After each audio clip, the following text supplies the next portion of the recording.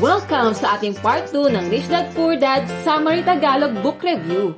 Kung hindi mo pa napanood ang part 1, i-click mo ang link na nasa description box below. Shoutout ko lang ang ating viewers, Ferdinand, Gavina, Argel, The Queen, Randy, at Takotay TV. Salamat!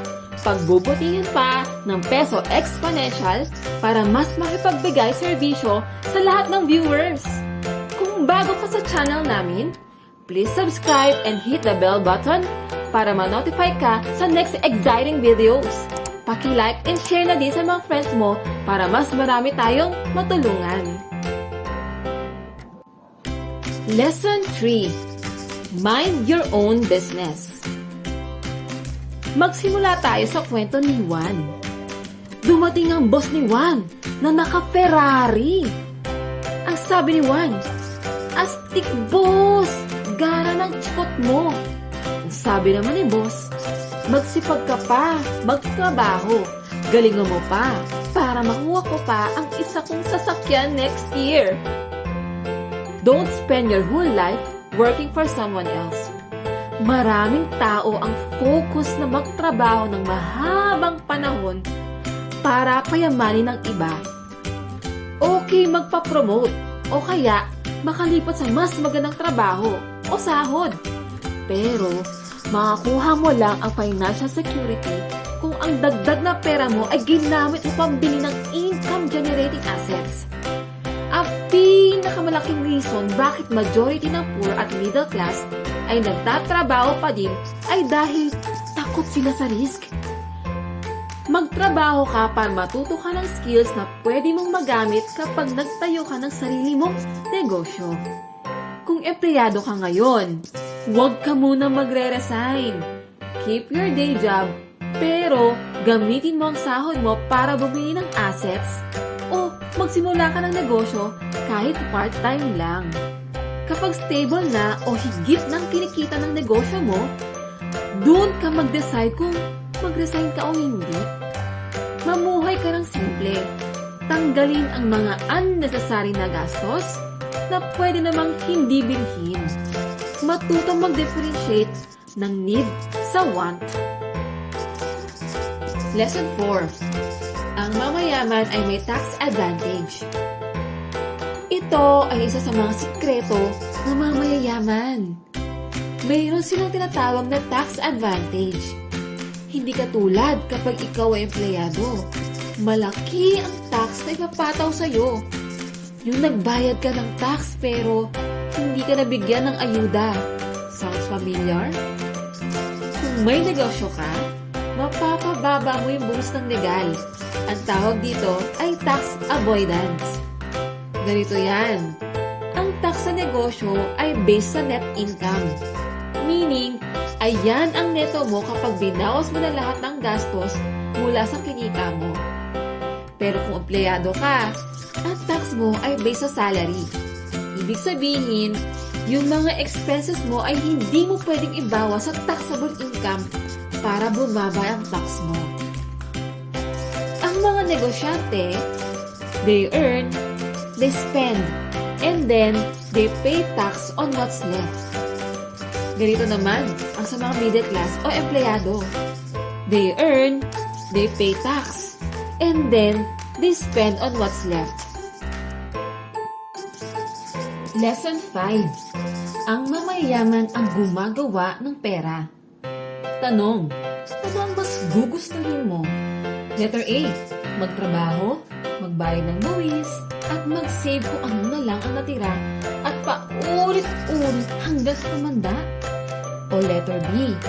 Pataasin ang financial IQ, samahan ng lakas ng loob at tapang para magkaroon ng financial freedom. Kapag mas dine-develop mo ang iyong financial intelligence, mas maraming oportunidad ang dadaan sa iyo. Kailangan mo lang matuto mag-recognize ng opportunity. Halimbawa, sa case ni Robert Kiyosaki, habang bagsak ang ekonomiya noong 1990 at maraming natatakot, siya ay nakakita ng isang malaking opportunity. Nakabili siya ng bahay worth $75,000 sa halagang $20,000 lamang. Ang maganda pa dito, down payment lang ang binayad niya sa halagang $2,000 na inutang lang niya sa kaibigan niya. Habang pinaprocess ang mga papeles ay nabenta na niya agad ang bahay at kumita siya ng malaki. Ang tawag dyan, diskarte. Sabi nga ni Tony Robbins, it's not the lack of resources that caused the failure. It's the lack of resourcefulness that caused the failure. Sa panahon ngayon, pwede mo din ito gawin. Yung akala mong makapangit na bahay, andyan pala ang pera. Pwede mo i-consider ang mga foreclosures, mga nailit ng bangko pero good deal. Ito ay may mas mababang price compared sa market value. Pero tandaan, kailangan mong aralin mabuti at humingi ng advice sa mga experts dito para matuto ka tumingin ng good deal sa bad deal. Marami pang ibang assets, hindi lang real estate ang pwede mong pagkakitaan. Pwede ka munang magsimula dito. Uso ngayon ang online selling at mga cryptocurrencies. Kailangan lang always on the lookout sa opportunities at have the courage to try. Tandaan, lahat ng mamayayaman ay creative at nagtitake ng calculated risk. May nabalitaan ka na ba sa TV na yumaman dahil nagduda o natakot? Lesson 6. Matutong magbenta. Nung nagpunta si Robert sa Singapore, nang hingi ng advice ang journalist na nag-interview sa kanya na gusto niya maging best-selling author katulad na lang ni Robert. Magaling ng journalist magsulat ng mga nobela at maraming pumupuri sa kanyang mga likha. Ngunit, hindi naman pumatok at bumenta. Advice ni Robert, mag-enroll ang journalist sa sales training. Ngunit, na-offend ito dahil ayaw na ayaw niyang magbenta. Ikaw ba? May narinig ka na bang best writing author? O best-selling author? Eto si Pia. Si Pia ay isang masipag at matyaga na empleyado. Pero ang pakiramdam niya ay kulang pa din ang kanyang sahod. Kaya naghanap siya ng mas magandang opportunity. Pinaganda niya ang kanyang resume. In-update lahat ng credentials at achievements. Pinaghandaan din niya ang interview. Sinuot ang pinakamagarang damit na hinanap pa niya sa kanyang kaibigan. Ang huling tanong ng interviewer ay, bakit ikaw ang pipiliin namin sa dami na nag-apply? Aba syempre, with confidence ang sabi ni Pia, nasa akin ang lahat ng hinahanap niyo. Masipag at matyaga pa ako. Pinapangako ko na ibibigay ko pa ang best ko para mapalabas ko pa ang aking potential at para makapagbigay din ako ng contribution sa growth ng inyong kumpanya. Anong aral ang mapupulot natin dito?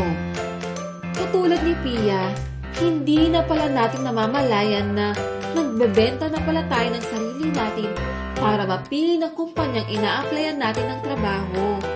In short, marunong na pala talaga tayo magbenta. Hindi lang natin alam. Ang karaniwang rason bakit ayaw magbenta ng mga tao ay dahil sa fear of rejection. Ganito na lang, nung pamara ka ba ng jeep o taxi, lahat ba ay huminto para isakay ka? Umiyak ka ba noon dahil na-reject ka ng manang driver? Hindi naman, di ba? Next na lang. In short, nare-reject ka din ng hindi mo alam. Pwede mo nalang ibahin ang pananaw mo sa pagbebenta. Selling is sharing an idea to a person na makakatulong magbigay ng solusyon sa problema ng iba. Katulad na lang ng sinabi ni Zig Ziglar, you can have anything you want in life if you can help a lot of people to get what they want. Lesson number 7. Ang mamayaman ay ginagamit ang takot at desire sa kanilang advantage. Bakit meron pa rin hindi umaasenso kahit may financial knowledge na? dahil hindi pa din ito sapat. Kailangan ng tamang mindset at attitude para maging matagumpay sa buhay. Ito ang 5 dahilan. Una, takot. Mas maraming takot mawala ng pera kaysa magkapera at ma-enjoy ito.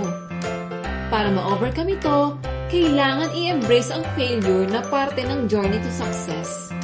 Start early para marami ka pang oras magkamali. Pangalawa, negatibong perspektibo. Alam na mga madidiscarding investors na ang bad times o down ang market ay ang pinakamagandang oras para mag-invest dahil makakabili ka ng assets na mataas ang value at bargain prices. Sabi nga ng isang kilalang investor, buy when all are fearful, sell when all are greedy. Pangatlo, tamad. Huwag mong sabihin sa sarili mo na hindi ko afford yan. Dapat, paano kayo ma-afford? Kesa, hindi ko kaya yan. Dapat, hindi ko pa yung nagagawa, pero willing akong aralin. Ang karamihan ng poor at middle class ay may fixed mindset. Instead matuto ng bago, tamad magbago. Kailangan mo nang i-grow ang sarili mo at mag-grow din ang finances mo naturally. Pang-apat, bad habits. Pay yourself first. Karamihan ng tao ay inuunang manggastusin bago mag-save or invest. Ibahin mo ang sarili mo dahil kung gusto mong mapabilang sa mamayayaman, huwag mong gawin ang ginagawa ng pangkaraniwang tao. At ang ikalima, arrogance o pride. Maging open sa new ideas. Maging humble kahit mataas na posisyon mo sa kumpanyang pinagtatrabahuhan mo. Pero may pagkukulang ka pa din kung paano mo i-manage at paluguin ang pera mo. Kailangan matutong makinig sa iba na mas nakakaalam dito. O saglit lang! Hindi pa tayo tapos dahil may pinaka-importanteng lesson ako mula sa kwentong ito. Merong 6 na palaka sa batis. Isang palaka, nag-decide na tumalon sa tubig. Ilan ang natira? Kung ang sagot mo ay 5, mali ka. Ang tamang sagot ay 6. 6 pa din sila dahil ang sabi ng isang palaka ay magde-decide akong tumalon. Pero hindi naman siya umaksyon. Huwag hayaan na maging head knowledge na lang ang napanood mo dito. Dahil sa action, diyan magkakaresulta. Tandaan, every expert was once a beginner. Huwag kalimutan mag-like, subscribe, at mag-comment na mga takeaways nyo ba ikaw naman ang i-shoutout namin sa next videos. Kung gusto mo mag-suggest ng next na e-book review natin, comment down below. I'm praying na maging exponential din ang income mo. Maraming salamat at see you next time!